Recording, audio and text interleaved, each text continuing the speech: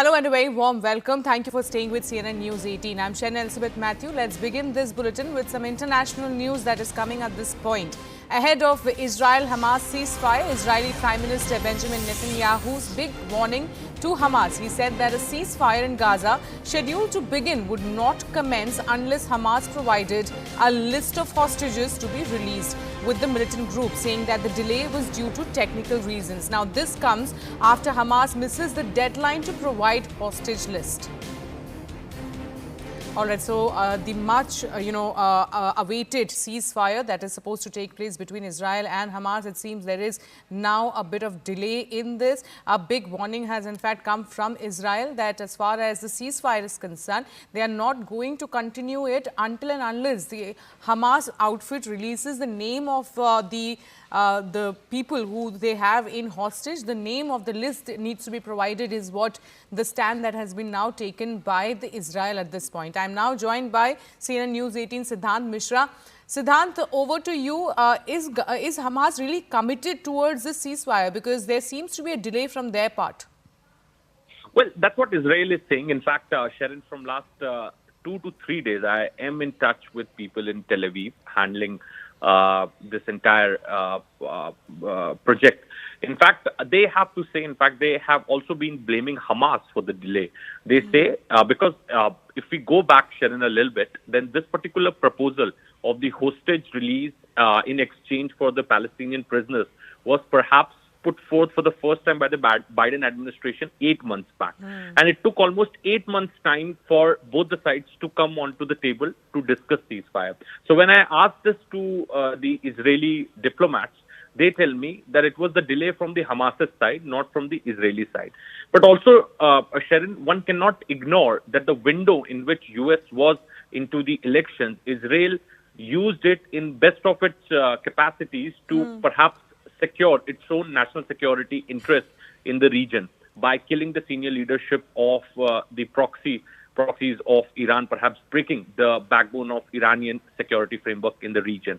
Now we are getting to know that ceasefire deal has been approved by the Israeli war cabinet. But again, then there is a statement which is coming from Prime Minister Netanyahu, where he is blaming Hamas for the delay. In fact, he is very much talking about the hostage release, but he's also saying that the government of Israel has not received the list of the hostages that Hamas will be releasing. Point number one that he made. Point number two, he has to say that this ceasefire is temporary.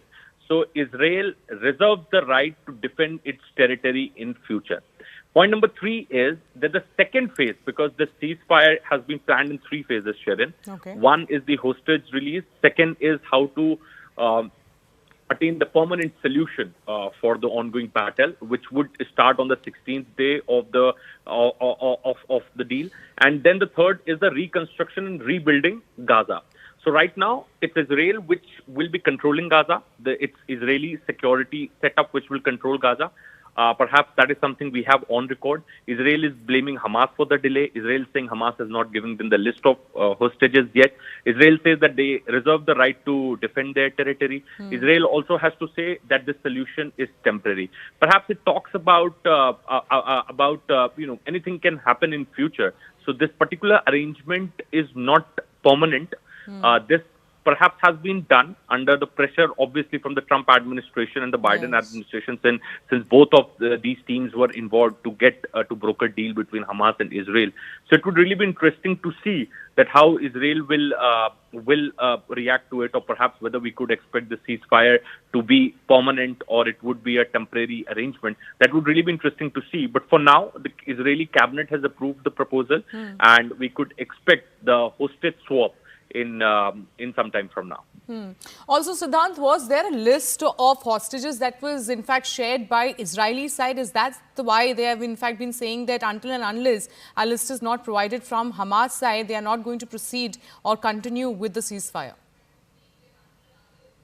Well, that's right. But Israeli side, so when I was speaking to them, Sharon, maybe in August or September, they used to tell me that the hostage release should be unconditional. Okay. So initially, Israel was not ready to release the Palestinian prisoners in their custody.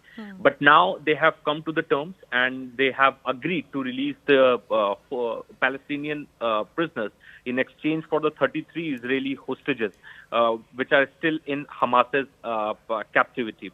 Also, Israel has to say that as far as the third phase of this entire deal is concerned, which is the reconstruction of Gaza, then Israel's plan is to link reconstruction of Gaza with the de-radicalization in Gaza. Because Israel has to say that they don't want another generation in Gaza, come up with the anti-Israel mindset. So the contributions that Israel will make will also perhaps be in the direction of the de-radicalization of the people living in Gaza. Yes, there are provisions of the Israeli forces to withdraw from the densely populated areas of Gaza.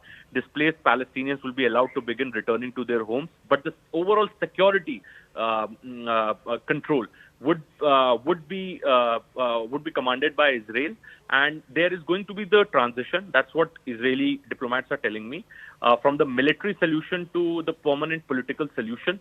But when, how, and in what format that would take place is something which both sides still need to perhaps design or decide a framework for that. Absolutely. Thank you, Siddhant, for getting us all those updates. We'll keep coming back to you as and when we'll see that whether this deal that has been struck between Israel and Hamas will actually continue or not.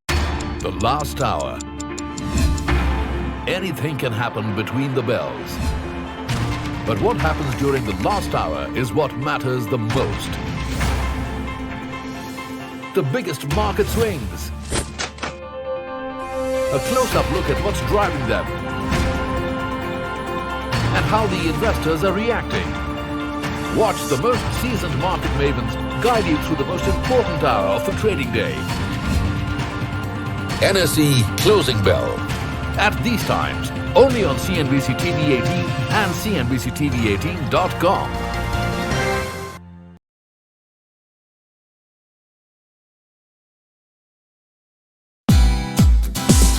Hey, thank you for watching this on CNBC TV 18. Hope you liked it.